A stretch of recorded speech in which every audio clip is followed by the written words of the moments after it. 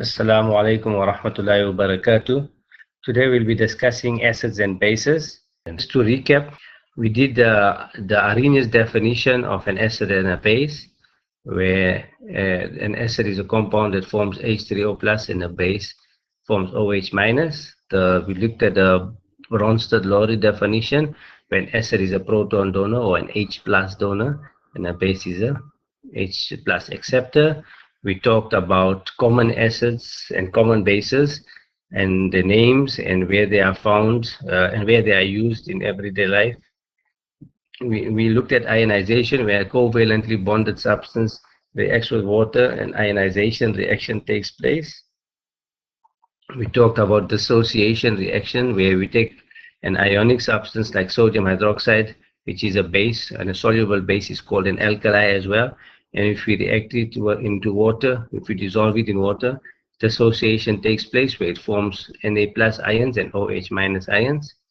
We looked at conjugate acid-base pair, where we see that when an acid donates an H plus ion, then the conjugate base will be what forms after the reaction.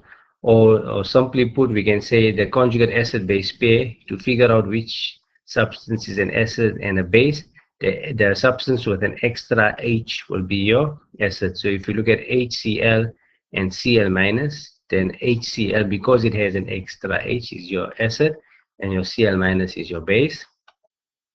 We looked at strong and weak acids. Strong acids ionize completely, and weak acids ionize slightly.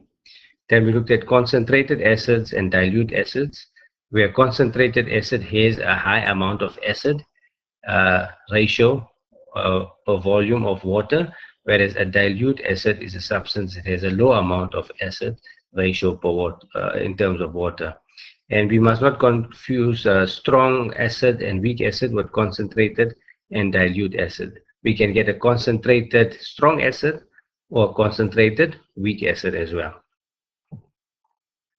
Then we looked at ampholytes, and the simplest, an ampholyte is a substance that can act as an acid or a base. And a good example of an ampholyte is H2O, where H2O can act as an acid or a base. And when it acts as an acid, it forms the conjugate base will be OH minus ions. And when it acts as a base, then the conjugate acid will be your H3O plus ions. And that is a summary of the introduction to acids and bases.